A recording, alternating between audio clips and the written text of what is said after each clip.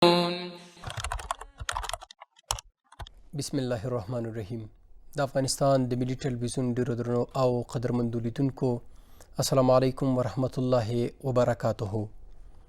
درنو لیدونکو هیله منو چې تاسو به روغ جوړ اوسئ او د صحت په جامو به سره سنبال وئ. د امر بالمعروف و نهي عن المنکر خپرونه پیل شوه. درنو لیدونکو په تیره خپرونه کې مو د نبی علیه السلام پر ژوند باندې خبرې کړې وې.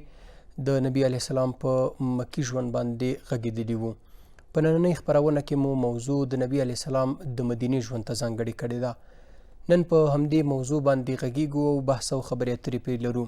موږ نن خپرونه کې بلنه ورکړې ده د بهرنیو چارو وزارت د ډیپلوماسۍ د انسټیټیوټ رئیس مفتي نور الله اعظام صاحب ته چې انشاءالله چې په دغه موضوع باندې به غږیږو او مفتي صاحب تاسو ته ښه راغلاست. خپرونې ته ستړي مه شئ. مننه، الله دې اجر درکړي. ډېره مننه مفتي صاحب.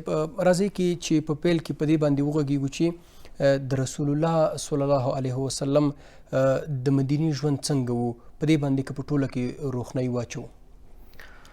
بسم الله الرحمن الرحیم، الحمد لله والصلاة والسلام علی رسول الله وبعد.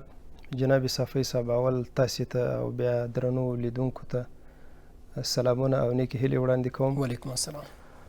نو که موږ تاسې د رسول الله مبارک د مدینې منورې ژوند داسې خلاصه ذکر کو، نو د رسول الله مبارک یو مکی ژوند او بل مدني ژوند. بالکل. کله چې الله تعالی ورته امر وکړ چې تاسې له مکې نه مدینې منورې ته هجرت وکړئ، چونکې هلته زندګي ډېره تنګه شو په مسلمانانو باندې. نو رسول الله مبارک چې کله مدینې ته راغی، نو په مدینه منوره کې د رسول الله مبارک هغه د رسالت مسؤلیتونه نسبت مکې ته زیات ول. بله. چونکې په مکه مکرمه کې یوازې دعوت روان و، اول ډېر پټ و، بیا ظهور د دعوت وشو. او کله چې رسول الله مبارک مدینې ته راغی، نو دلته په مدینه منوره کې یو اسلامي دولت رامنځته سو، یو اسلامي حاکمیت رامنځته سو، او د دې حاکمیت او دولت رهبریت او زعامت هم د رسول الله مبارک سره و. بیا همداسې او په مدینه منوره کې ځینې نوي احکام راغلل، مثلا د جهاد حکم دلته راغی، همداسې نور احکام. نو د رسول الله مبارک یعنی په مجموع کې چې مونږ تاسې د رسول الله مبارک مدني ژوند وارزو، بله، نو دلته رسول الله مبارک هغه د حکومت ولی اړخ یو د همداسې د جهاد اړخ یې چې رسول الله مبارک د جهاد دپاره خپل تکتیک درلود، خپله لارښوونې درلودلې چې غزا ته به ته صحابه به یې لیږل، مثلا هغه خپل مشران به یې ټاکل. همدارنګه د رسول الله مبارک په مدینه منوره کې چې یعنی څومره خلک اوسېدل، قومونه بېلابېل، هغوی دپاره خپل یو اصول ټاکل، یو نظام ورته جوړول. همداسې د خپلو دښمنانو سره صلح، بیا همداسې نړیوالو سره یو نوع اړیکې ساتل او خطونه لیږل وغیره. دا هغه څه دي چې دا یوازې رسول الله مبارک په مدینه منوره کې سرته ورسول. اما مکی ژوند چې و هلته یوازې دعوت و. بالکل. ډېره مننه مفتي صاحب. د رسول الله صلی الله علیه وسلم دغه د حکومتولۍ له اړخه پر دعوت باندې که وغږیږو چې په مدینې کې د دوی دغه حکومتولي څه ډول وه؟ جناب صافی صاحب، نو کله چې رسول الله مبارک او مدینې منورې ته راغی، نو په مدینه منوره کې بېلابېل قسمه خلک اوسېدل. بله. په مدینه منوره کې یهود اوسېدل، هلته منافقین و، هلته د اوس او خزرج ځینې مشرکان و، همداسې بله ډله مسلمانان و. نو چونکې رسول الله مبارک د مدینې د دولت حاکم و، رهبر او رسول الله و، نو رسول الله مبارک د مدینې د ټولو اوسیدونکو دپاره ځینې اساسي اصول وضع کړل. بله. رسول الله مبارک چې کله مدینې ته راغی، نو اساسا درې کارونه یې وکړل، درې کارونه. یو د جومات اساس ایښودل، دوهم د مسلمانانو په منځ کې د مؤاخات یو معاهده کول، او دریم په مدینه کې چې څومره اوسیدونکي وو، یهود وو مثلا، یا منافقین وو، یا هغه مشرکان وو چې لږ مشرکان هم پکې وو، او همدارنګه بل اړخ مسلمانانو، نو دوی رسول الله مبارک دا ټول خلک راټول کړل او د دې ټولو دپاره یوه وثیقه ولیکله چې ځینې علما ورته دستور هم وایي، ځینې ورته وثیقه هم وایي. په هغه وثیقه کې بیا رسول الله مبارک د ټولو اقوامو دپاره خپل اصول وضع کړل، خپل حقوق یې ورته وضع کړل او ټولو ته یې دا اصول وضع کړل چې د مدینې ټول اوسیدونکي مکلف دي چې د مدینې منورې د دې اسلامي دولت ساتنه وکړي، حفاظت یې وکړي.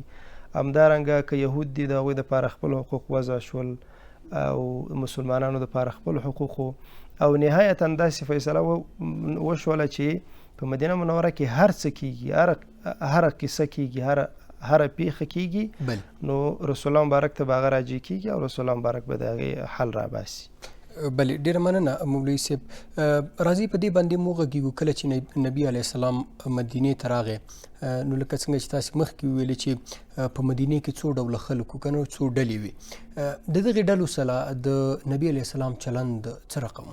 بلې، نو لکه مخکې چې ما تاسې ته وویل رسول الله مبارک چې کله مدینې منورې ته راغی نو دلته 4 قسمه خلک وو. بلې، یهود وو او منافقین او همدارنګه ځینې مشرکان چې د سیرت کتابونو لیکلي دي چې یو څه مشرکان هم وو او بله ډله مسلمانانو. په مسلمانانو کې بیا ځینې انصارو د مدینې خپل اوسیدونکي او ځینې مهاجر چې له مکې مکرمې نه راغلي وو مدینه منورې ته.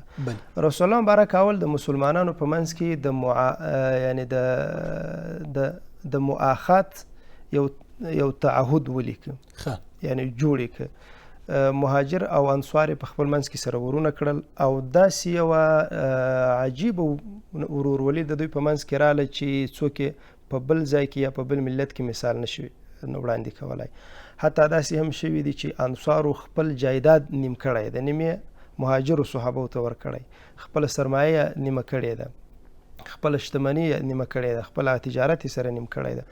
نو دا د رسول الله مبارک یو عجیب حکمت او عجیب تدبیر و چې اول یې د مسلمانانو په منځ کې د مؤاخات معاهده وکړله.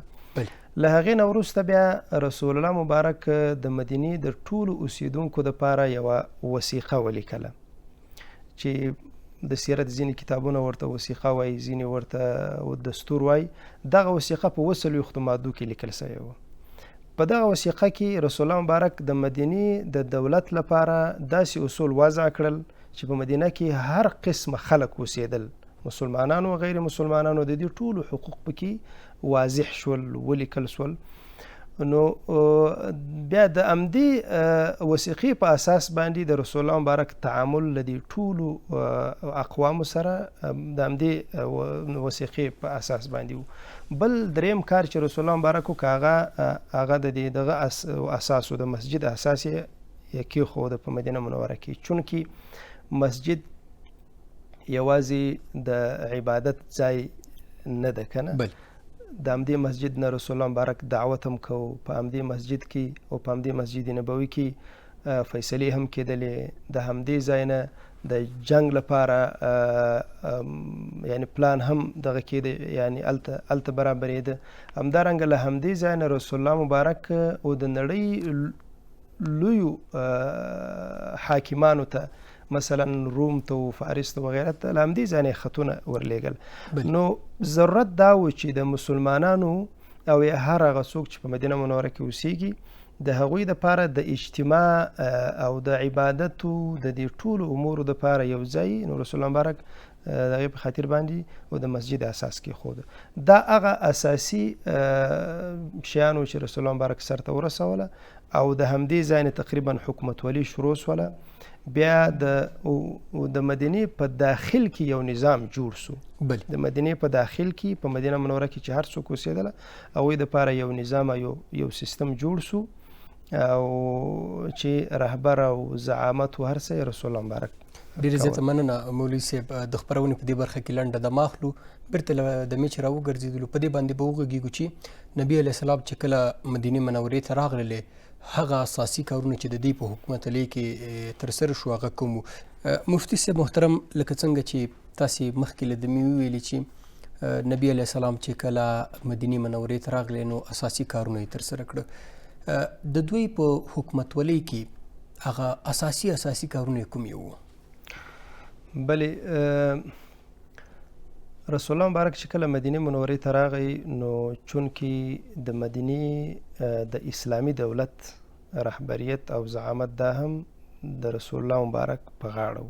بله که موږ تاسې ووایو اساسا رسول الله مبارک داسې یو دین راوړی چې هغه یوازې په هغه دین کې یوازې عبادات نه دي، بلکې اسلام عباداتو لپاره هم خپل نظام لري، د خپل سیاسی نظام هم لري، اقتصادي نظام هم لري، معاملاتو لپاره خپل نظام لري، عقوباتو لپاره خپل نظام ده، او تعاملات له مسلمانانو او د اسلامي هیواد نه مثلا بهر کوم غیر اسلامي هیوادونه دي هغوی سره خپل تعاملات دا ټول په دین کې شته، په اسلام کې شته. نو رسول الله مبارک چې راغی اول خو یې داخل نظام جوړ کړ، لکه مخکې چې مونږ وویله چې ټول اقوام قومونه را یو ځای سول، د مسلمانانو په منځ کې مؤاخات وسو او اساس د دغه مسجد رامنځته سو جوړ سو. له دې نه وروسته بیا بل اساسي کار دا و چې رسول الله مبارک ته حکم وسو د جهاد. بیا جهاد شروع سو، د بدر غزا وشوله، د احد غزا وشوله. نو بیا له هغه نه وروسته رسول الله مبارک د خپلو دښمنانو سره د مکې د مشرکانو سره د صلح دغه وکړله، یعنی معاهده وکړله، صلح حدیبیه وسوله. چونکې دلته د رسول الله مبارک مسؤلیت ډیر لوی و، یو عالمي مسؤلیت. هغه دا و چې باید په مدینه کې هم یو نظام جوړ سي او له شاوخوا نږدې دښمنانو سره یو نوع صلح وسي، یو د موقته صلح. نو صلح هم وسوله. بله چې دغه صلح کې بیا یوازې په دا صلح باندې کې سړی وغږېږي، په صلح حدیبیه باندې په دې کې ډېر زیات حکمتونه وه. د رسول الله مبارک هغه نهایت حکمت و، هغه تدبر و، دا هر څه په دغه د صلح په دې اساسنامه کې نغښتي دي. له هغې نه وروسته بل کار دا وسو چې چونکې له نږدې دښمنانو سره صلح وسوله، بیا نو رسول الله مبارک په هغه وخت کې چې کوم لوی دولتونه وو لکه روم و، فارس و، مصر و مثلا، یا همداسې و نجاشي باچا و، رسول الله مبارک هغوی ته خطونه ولېږل، هغوی ته دعوت ورکړه او د اسلام بلنه یې ورکړله.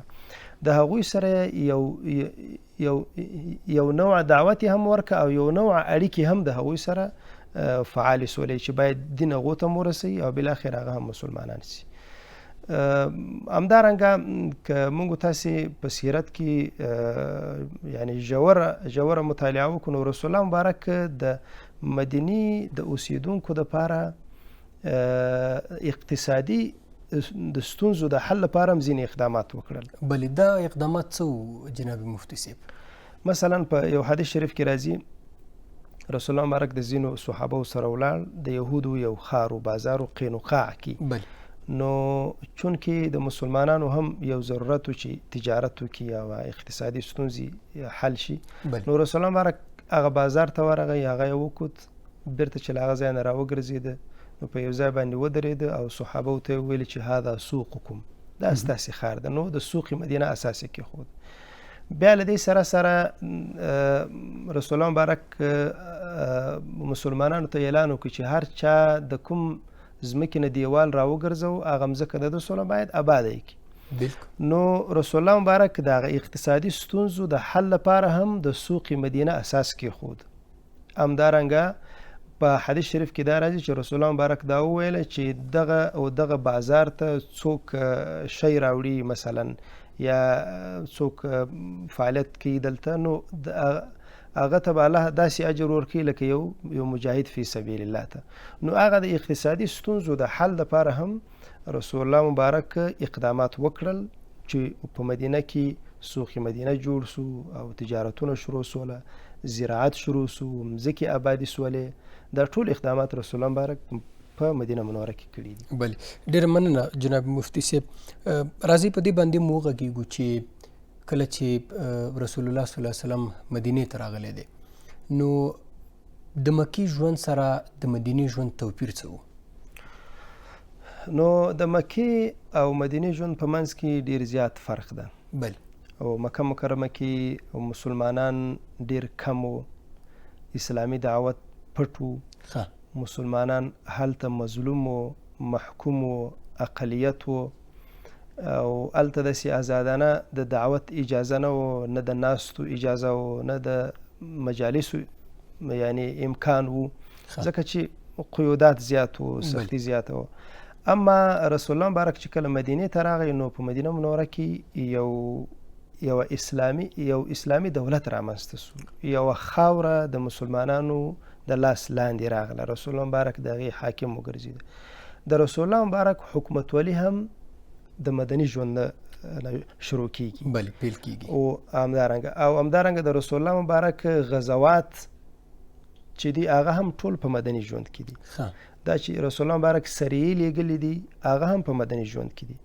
رسول الله مبارک خطونه لیږلي دي نړیوالو مشرانو ته په خپل عصر کې، هغه هم د مدني ژوند یوه حصه ده، برخه ده. دلته چې یعنی عملا په مدینه کې ډیر نظامونه رامنځته، یعنی څه اقتصادي نظام ده، مثلا اخلاقیات او اجتماعیت، دا ټول په مدینه منوره کې رامنځته شوي دي چون کې دلته ازادي و. نو د مکی او مدني ژوند په منځ کې ډیر زیات فرق ده. دلته عملا یو ډانچه، یو نظام، اسلامي نظام رامنځته سو، ازادانه دعوت و، جهاد و، وفدونه راتلل، خلق راتلل مسلمانېدل، او رسول الله مبارک همدارنګه سفیران لیږل. نو دا لوی توفیر ده د مکی او مدني ژوند په منځ کې. ډېره مننه کوم جناب مفتي صاحب. په دې باندې هم وغږیږو چې په مدني ژوند کې کله چې مدینې منورې ته نبي علیه السلام راغللې، د دعوت پروسه په دې وخت کې بیا څنګه وه؟ بلې نو دعوت خو چون کې د رسول الله مبارک اولنی مسئولیت دعوت و. بلې دعوت و، او نو د دعوت لپاره بیا په هغه وخت کې داسې په یو عادي ډول باندې رسول الله مبارک دعوت کوو. د رسول الله مبارک ټول ژوند دعوت و، ناسته ولاړه دعوت و. کله کله به صحابه راغونډ کړل په هفته کې یوه ورځ، هغوی ته به یو دعوت ورکوو، هغه دیني احکام به یې ورته ښودل. یا چې کله کله به د مدینې له اسلامي دولت نه، اسلامي حاکمیت نه بهر یو څوک راتلل، نو هغوی ته به هم رسول الله مبارک یعنی دعوت ورکوو. د رسول الله مبارک د احادیثو یادول هلته شروع شوله، د احادیثو زده کړه په مدینه منوره کې و. نو دا د رسول الله مبارک ژوند ټول اجزا، یعنی د رسول الله مبارک د ژوند دا ټول ناحیې او ابعاد که مونږ راواخلو، نو د رسول الله مبارک هر خبره دعوت و، هر فعل یې دعوت و. که به جهاد ته، که به جماعت ته راته، که به ګرځېده، د رسول الله مبارک ټول ژوند دعوت و چې مسلمانانو ته به یعنی دین ورښوده، او غیر مسلمانان چې به څوک راتلل هغوی ته به اسلام ورسوه او هغوی به ایمان راوړه. مفتي صاحب محترم، کله چې نبی علیه السلام مدینې ته راغلی، نو په دغه وخت کې د چا په وړاندې جهاد اعلان شو؟ کوم خلکو چې د جهاد فتوې په صادرې شولې؟ په لومړي ځل باندې چې د جهاد حکم راغلی ده، په هغه وخت کې چې کله په مکه کې پاتې مسلمانان مظلومه سول او هغوی سره د مکې مشرکانو ظلم کوو، نو الله تعالی رسول الله مبارک ته وویل چې نور له دې نه وروسته تا ته د جهاد اجازه وسوه، خو د هغه خلکو د دفاع په خاطر چې هغه په مکه مکرمه کې مظلوم دي او مقهور دي، د جهاد حکم وسو. بیا هغې نه وروسته بیا غزوات شروع سوله، بیا سلسله بیا مثلا د بدر غزا راغله، بیا د هغه نو بیا تفصیلي. بالکل، ډېره زیاته مننه کوم مفتي صاحب محترم چې خپرونې ته راغللی. که په پای کې لیدونکو ته څه پیغام لرئ مهرباني وکړئ. نو لیدونکو ته دومره وایو او صافی صاحب محترم چې زموږ ستاسې دپاره اساسي ژوند یا اساسي تګلاره ده د رسول الله مبارک تګلاره ده. بلې که موږ تاسې د رسول الله مبارک تګلاره تعقیب کو په د ژوند په هره برخه کې، که عبادات دي، که معاملات دي، که اعتقادات دي، که سیاسي برخه ده، که اقتصادي برخه ده، دا ټول د رسول الله مبارک په سیرت کې موجود دي. یعنی که مونږ د رسول الله مبارک سیرت صحیح مطالعه کو او د رسول الله مبارک د سیرت په تګلاره باندې ولاړ سو، زمونږ ستاسې ستونزې ټولې حل کیږي. ځکه زمونږ دین داسې یو شامل دین ده چې د ژوند ټولو ابعادو ته شاملیږي. نو ټولو اوریدونکو ته مو مشوره دا ده، توصیه مو دا ده چې د رسول الله مبارک سیرت ډیر مطالعه کړي او د رسول الله مبارک د سنتو اتباع وکړي، د هغه یعنی لارښوونې او تګلاره په خپل ځان کې، په خپل فامیل کې، په خپل دغه ملګرو، همدارنګه په خپله جامعه کې عملي کړي. ډېره زیاته مننه مفتي صاحب محترم چې خپرونې ته راغلئ. الله مو نازم. خوشحاله اوسئ. درنو لیدونکو له تاسو هم ډېره زیاته مننه کوو چې خپرونه مو تر پایه وګټله. تر بیا او بلې خپرونې مو په مهربان څښتن تعالی باندې سپارم. ستاسې د پاک الله عمل شي.